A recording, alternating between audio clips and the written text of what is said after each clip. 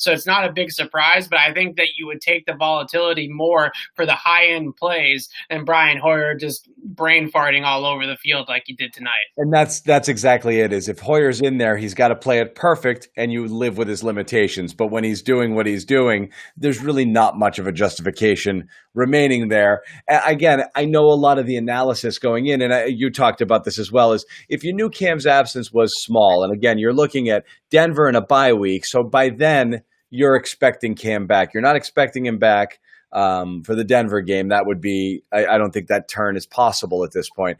But you are expecting him back after the bye, so you really need a 1 week, Band-Aid. Hoyer made sense here because he's been present and he's been the number 2. Right. This is going to be an interesting call here because do you think you could game manage it with a full week of Hoyer against a team like Denver and get away with it? Bill might try. I know fans want to see Stidham because you want to see a glimpse of whether he's a full-blown guy who could press Cam for time during the year, which likely not, but who knows what happens next year. You want to know if the guy you've got here is real. And everybody was fed this bag of goods at the beginning of the year that they really believe in this guy. They didn't draft a quarterback because they like Stidham so much. And this was the company line for most of the offseason until, they signed Cam Newton. Who knows? It's just a flyer. And then it's, they don't love the way Stidham's necessarily working out this offseason, or he's not quite getting it. And now he's relegated to third string, and you're left wondering, was this all BS, or is there still something there? So you want to see it, I guess. There's more promise in Stidham. You want to at least see it. And I think that's what Patriots fans want next week.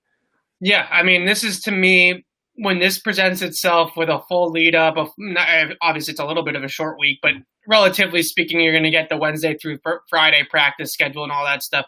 When I look at this as more of a 2016 Jimmy G to Tom Brady type of situation where you give Stidham the game to see what do you have now? Where is he at in his development? Where is he at in his progression as an NFL quarterback? Because you're going back to Cam. It's Cam's team, and there's no quarterback controversies. Even if Stidham throws for 5 touchdowns against Denver, they're still turning back to Cam when Cam is healthy and rid of this coronavirus, right? We will absolutely manufacture a quarterback controversy. Of course we will. If Stidham throws for 5 TDs, we absolutely will. Yeah, absolutely. But we know that Cam is going to be the guy, and it's Cam's team, and it's just like it was Drew's team. Yep. Right. So you're the worst. Okay, so with that in mind, I just don't know. Denver is not even a good team, so it's not like you're throwing him in there against the defending champs on the road like it would have been this week in short notice. You're going to have the full game plan week ahead of you.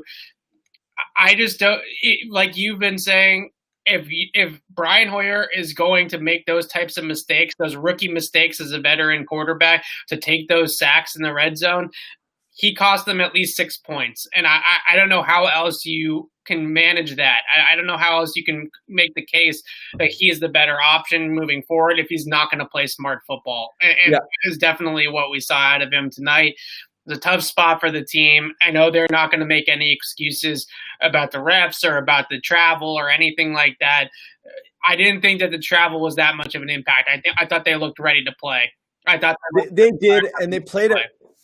Yeah, and what's amazing, Evan, is at the end of the day, this, like Seattle, will be a moral victory game because of what you learned about yourself, okay? Right. Because with Seattle, you learned that, hey, this offense can move the ball if it needs to. And again, granted, it was against Seattle, which is proven to have almost a historically bad secondary, at least to start the season. But that showed you something you didn't know you had. And here, you went against KC, and I think knowing you had no Newton, knowing that they were traveling day of, this felt like the type of game that I'm sure some Patriots fans were like, I hope we don't lose by friggin' 40 here on national television. This could be really embarrassing.